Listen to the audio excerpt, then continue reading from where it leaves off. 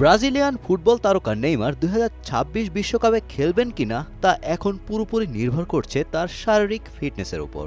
সম্প্রতি ব্রাজিলের coach Carlo Ancelotti স্পষ্ট জানিয়ে দিয়েছেন যে দলে জায়গা পেতে হলে নেইমারকে আগামী ২ মাসের মধ্যে নিজের ফিটনেস প্রমাণ করতে হবে। এদিকে সাবেক ব্রাজিলিয়ান খেলোয়াড়ও নেইমারকে বিশ্বকাপ স্কোয়াডে না নেয়ার কথা জানিয়েছেন। আবার নেইমারের পজিশনে ভিনিসিয়াস রয়েছেন উড়ন্ত ফর্মে। সব মিলিয়ে কোচ আনচেলত্তি এখনও সবুজ সংকেত দেননি নেইমারকে।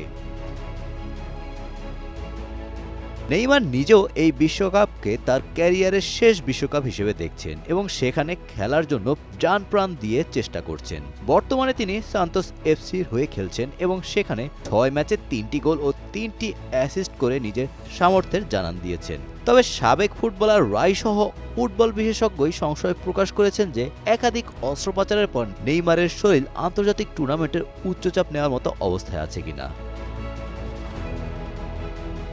তবে মূল সমস্যা হলো নেইমারের পজিশনে। নেইমার লেফট উইং ও প্লে মেকিং পজিশনে খেলতে স্বাচ্ছন্দ্য বোধ করেন। সেই পজিশনে ভিনিসিয়াস রয়েছেন দুর্দান্ত ফর্মে।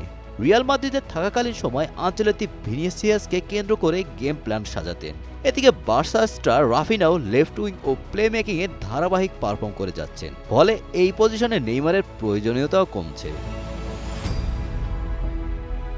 যদিও আনচেলত্তি ৪-৩-২-১ ফরমেশনে গেম প্ল্যান সাজাতে পছন্দ করেন, এই ফরমেশনে স্ট্রাইকারের নিচে ভিনিসিয়াস ও রাফিনা থাকবে বলে ধারণা করা যায়। তবে রিয়াল মাদ্রিদে ৪-৩-৩ ও ৪-৪-২ ফরমেশনে দল সাজাতে দেখা যায়।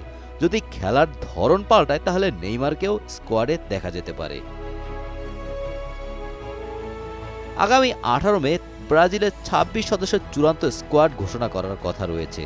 যদি নেইমার কোচের দেওয়ার সময় মতো নিজেকে প্রস্তুত করতে পারেন তবে মেটলাইফ স্টেডিয়ামে মরক্কোর বিপক্ষে ব্রাজিলের উদ্বোধনী ম্যাচেই তাকে মাঠে দেখা যেতে পারে। Golam Rabbani, Times today.